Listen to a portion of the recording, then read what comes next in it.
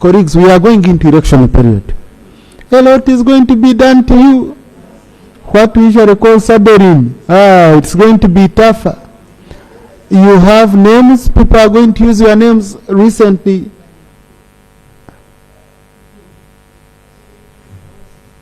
So recently, I just woke up. I saw some lady running, wasn't it around second what? A video on me that I'm sleeping with some celebrity woman, some celebrity lady in town, and she appeared serious, breaking news. I found she's doing that because she's hiding in Canada. She's in Canada. She's on TikTok. My wife was the first to send it to me. She's in Canada. She's on TikTok.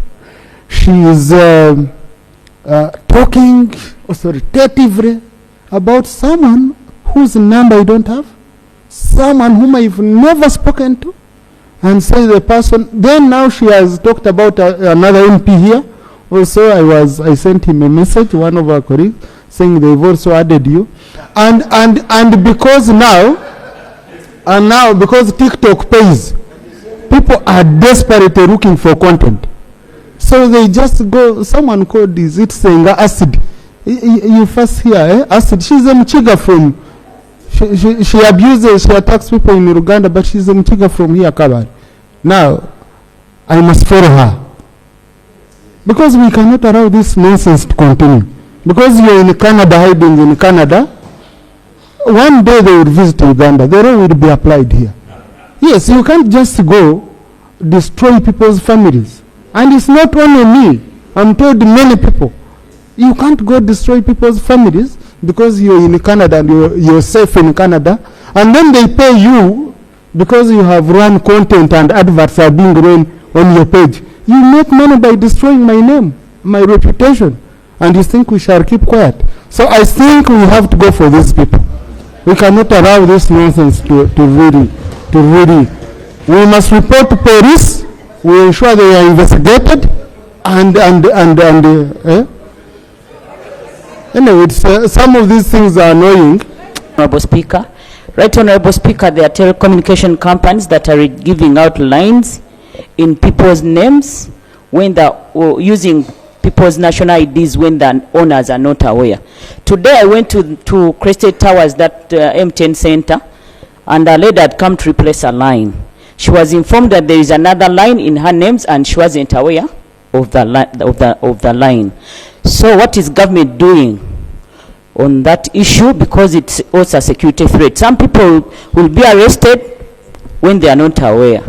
So government should take note of that and act accordingly. Thank you so much, Right Honorable Speaker. Thank you.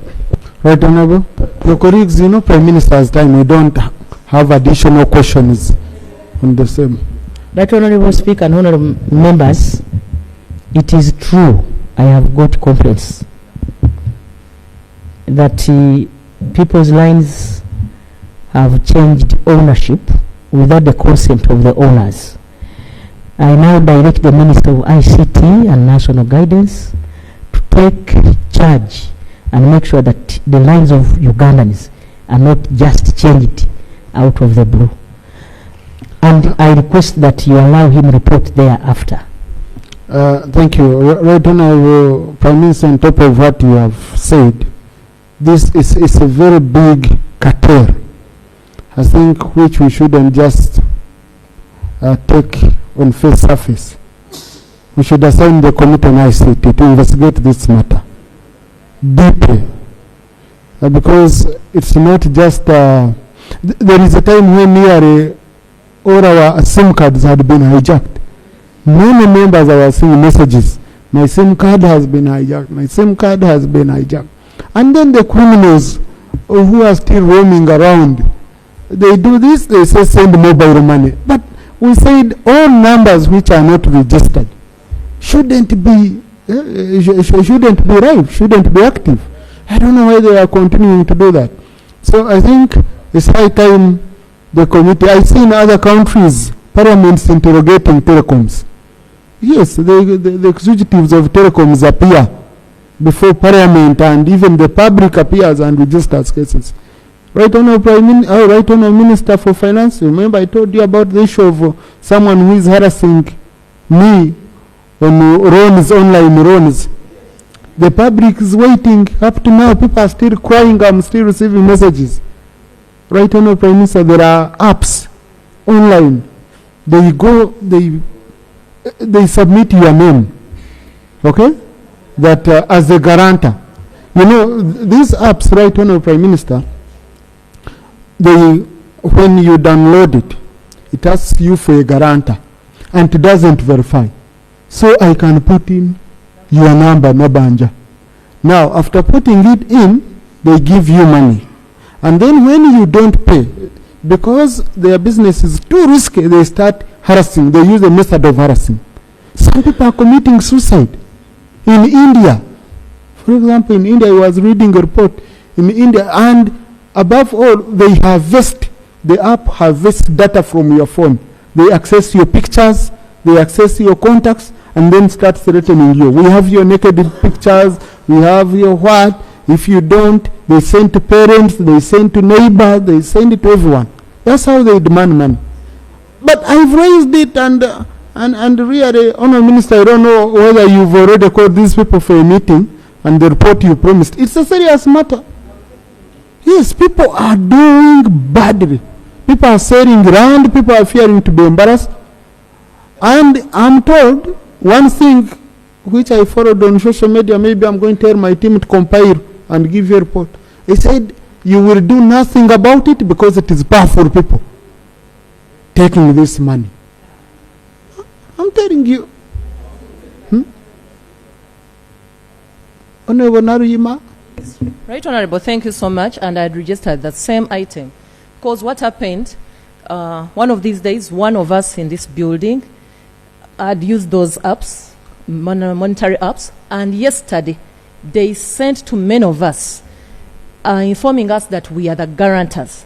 And they went ahead to get a police-headed paper and put that person there.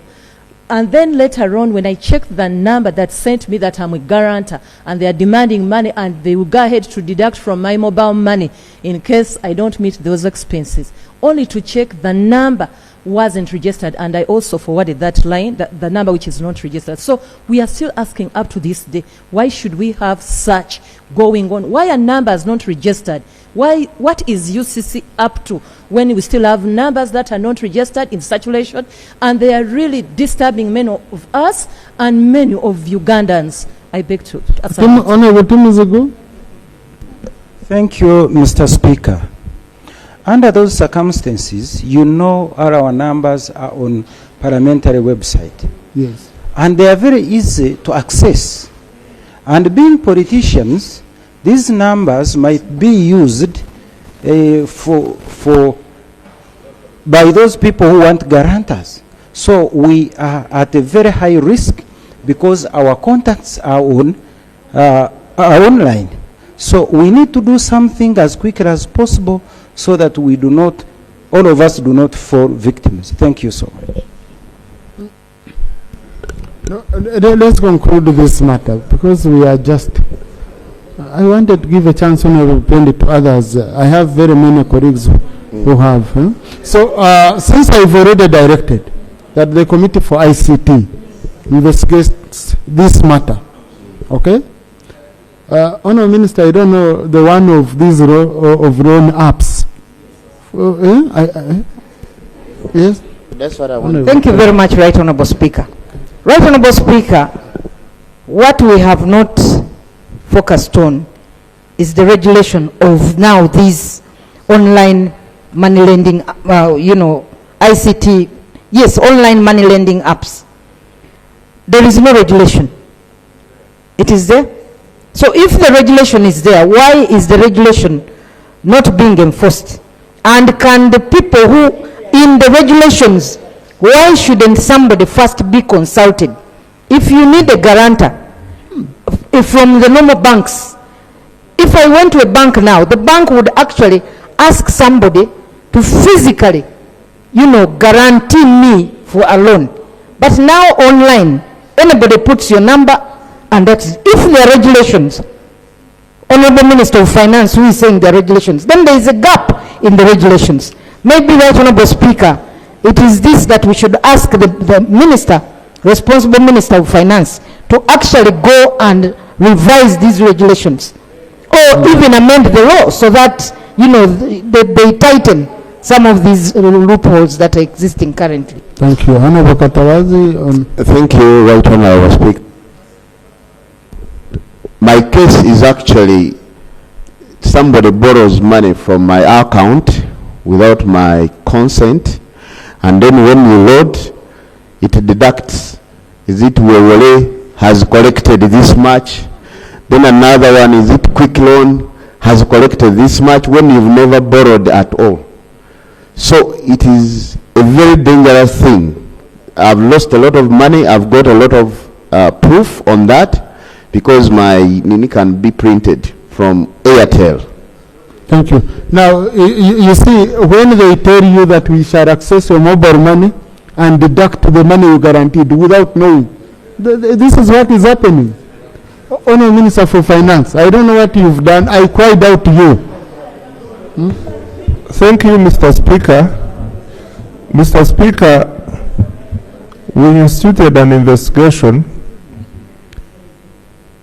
I need to check whether they have concluded the report and report back to you.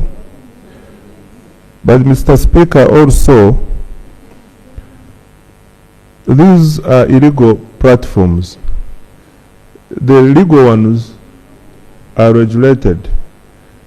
The National Payment Systems Law created an avenue for all these payment platforms to be regulated. But what is happening is illegal. It is being done outside the existing law. Mr. Speaker, I am also a victim. Not for money, but someone was abusing me sustainably, attacking me left, right, and center, until when I reported and the number was investigated to find this was a registered number being used by someone I know, but registered with using an ID of a non-existent person, a forged ID. So you can imagine, we are all in the same boat. Mr. Speaker, on the payment platforms, let me follow up, because it is long since you brought this matter to our attention. Let me follow up and report back to the House next week. Thank you. I'll be really, really glad to see the action being taken, because people are dying quietly. And on abuse, Right Honourable and colleagues, on abuse, colleagues, we are going into election period. A lot is going to be done to you. What we shall call sabering. It's going to be tougher. You have names, people are going to use your names recently.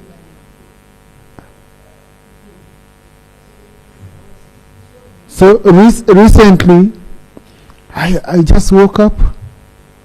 I saw some lady running, wasn't it around second what? A video on me that I'm sleeping with some celebrity woman, some celebrity lady in town, and she appeared serious, breaking news. I found she's doing that because she's hiding in Canada. She's in Canada. She's on TikTok. My wife was the first to send it to me. She's on Canada. She's on TikTok. She is talking authoritatively about someone whose number I don't have, someone whom I've never spoken to, and say the person. Then now she has talked about another MP here. Also, I sent him a message, one of our colleagues, saying they've also added you, and because now. And now, because TikTok pays, people are desperately looking for content. So they just go, someone called this, it's Senga Acidic. You first hear, Acid. She's a Mchiga from, she abuses, she attacks people in Uganda, but she's a Mchiga from here, Kabari. Now, I must follow her. Because we cannot allow this nonsense to continue. Because you're in Canada, hiding in Canada, one day they will visit Uganda, the law will be applied here. Yes, you can't just go destroy people's families. And it's not only me, I'm told many people. You can't go destroy people's families because you're in Canada and you're safe in Canada, and then they pay you because you have run content and adverts are being run on your page. You make money by destroying my name, my reputation, and you think we shall keep quiet. So I think we have to go for these people. We cannot allow this nonsense to really. We must report to police. We ensure they are investigated, anyway, it's, some of these things are annoying, and we have been patient, but to come and put someone on me because you want to make content and you make money, it's very unfair. I think it's very unfair. Thank you. We are not trying. To begin with, that's not a procedure matter. Procedure matter is to do with the business we are handling today. That's number one. And I want members to have this clarification. I don't want us to be taking shortcuts under procedure. Let us not abuse that rule. The reason as to why we issue an order paper, Ari, is for you to reach out to the presiding officer in case you had an issue. Why I'm a bit late, I have been meeting members who have had issues asking me, why isn't this issue on the order paper, why isn't... That's why we issue the order paper, Ari, we don't issue it on the floor.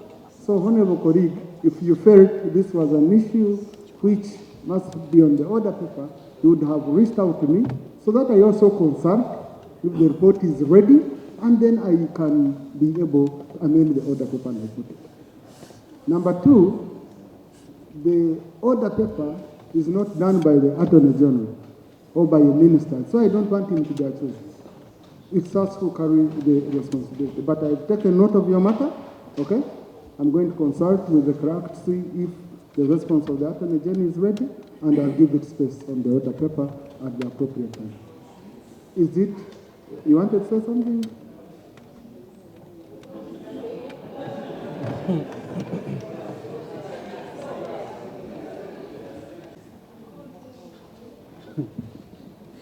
Thank you very much, Right Honorable Speaker. I rise on a matter of national importance. Right Honorable Speaker, the state of road section from Nebi to Arua City, areas like Kamukamu in Kuluva, Ochoko, Arevo, Bondo, and Olebi, which are now completely impassable. Right Honorable Speaker, many of my colleagues from that region have raised this issue on this house, on the floor here in this house, but no action has been taken, Right Honorable Speaker. Aware that Uganda National Road Authority has been rationalized, Right Honorable Speaker, I will pray that Minister of Works and Transport undertakes immediate spot filling to save motorists, travelers, and business communities to avert accidents, theft of cargo, as government looks for a longer solution. Right Honorable Speaker, we will also implore government, especially Minister of Internal Affairs, to support Uganda Police with new patrol vehicles to patrol those sections that I have mentioned, because wrong elements waylay trucks that move with goods and steal those goods. Businessmen have lost a lot of money in compensating for goods of their customers, especially traders like California Bus Company has lost a lot of money in compensation. Right Honorable Speaker, we really need an action on this. Thank you so much. Right Honorable Thank you. The same matter has been adjusted by Honorable Peter Geoffrey, so I hope it's well captured. Minister of Works, today where are ministers?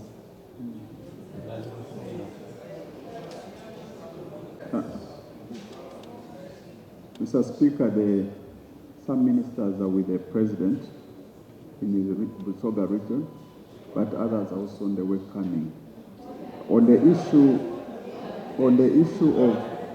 of the roads, we have already gotten the request by the people West Nile about this matter, especially in the context of traders.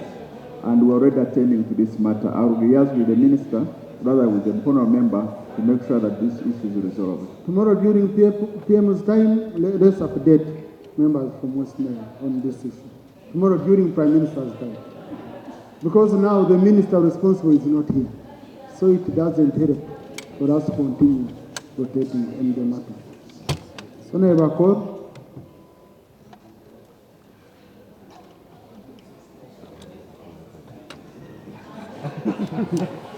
Right, Honourable Speaker, I raise a matter of urgent national importance. Right, Honourable Speaker, the government of Uganda enrolled a new curriculum for O-level 4 years ago.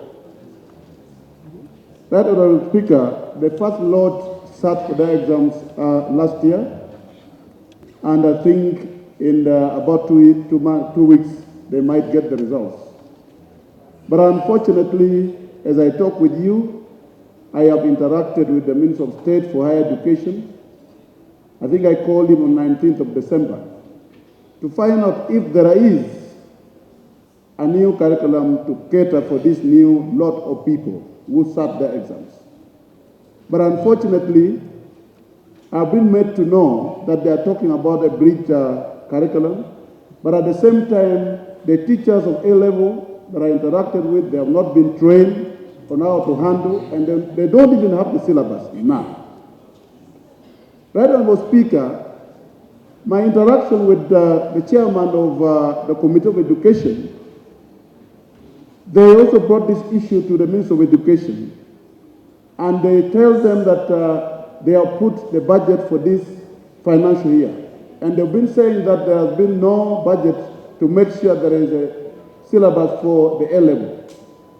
Right, Honourable Speaker, my concern is, 4 years ago, they were all aware that there is need for this lot of people after finishing O-level. They will graduate to A-level.